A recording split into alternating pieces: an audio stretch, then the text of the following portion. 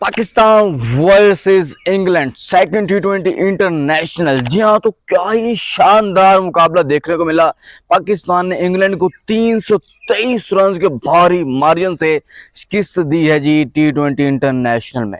जी हाँ, बड़ी अफसोस की बात है कि यार पाकिस्तान जो है वर्ल्ड कप की तैयारियों के आखिर तक पहुंच चुका है और अभी तक जो है पाकिस्तानी टीम का कम्बिनेशन ही नहीं बना। अभी ये जो मैच हम हारे हैं 23 रन से, और हमने ये देखना है कि इस मैच को खराब किसने किया। जी हाँ, तो आपको बताते चलें, जैसे पहले भी हम बता रहे हैं कि खबरें हैं कि साइम अयूब, शादाब खान और ये जो हमारा पहलवान खान आजम खान, ये तीन मेन फैक्टर्स हैं पाकिस्तानी टीम में जिन्होंने इस मैच को खराब किया है।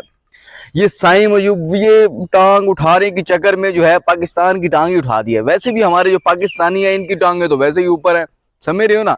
तो ये साइम अयूब जिसके लिए हमने पाकिस्तान की बहुत टॉप, बल्कि पाकिस्तान के दुनिया की टॉप जोड़ी थी बाबर आजम एंड मोहम्मद रिजवान, जो कि दुनिया का जो बड़ा सा बड़ा टारगेट था वो भी चेज कर देते थे, लेकिन इस टांग उठाने वाले के लिए जो है हमने अपनी टीम का बेड़ा घर के उठा दिया।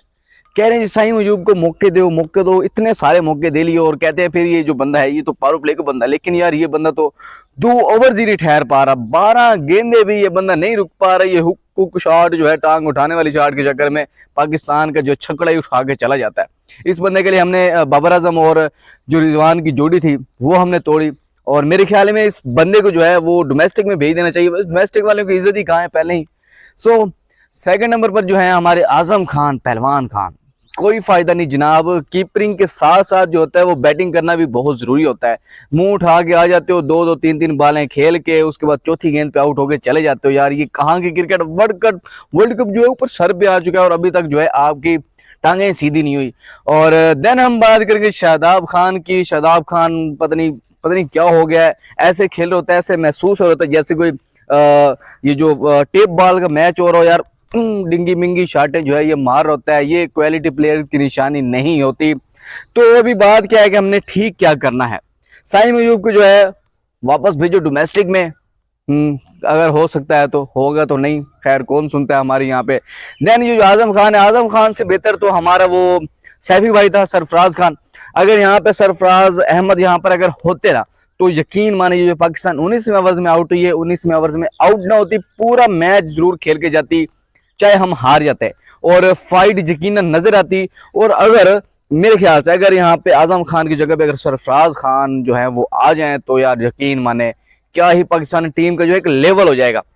देन ये शादाब खान, अल्लाह माफ करे यार, आउटस्टैंडिंग बैटिंग करता है यार, आउट ही नहीं होता किसी ये बॉलर से। इसकी जगह पे जो है इब्रार अहमद बहुत बेहतरीन ऑप्शन है फिलहाल पाकिस्तान के लिए। और यकीन करें अच्छी सीरीज मिल गई है इसमें, जो आपने बहुत कुछ सीख लिया होगा, आई थिंक ये सीख लिया होगा। वरना ये जो हमारी टीम है, जैसे स्कूलों में सातवां इकराम जो टेस्ट देते थे और अगले दिन जो बारिश आ जाती थी तो हम बड़े मजे करते थे, यार चलो जान छुट्टी टेस्ट तो होगा नहीं।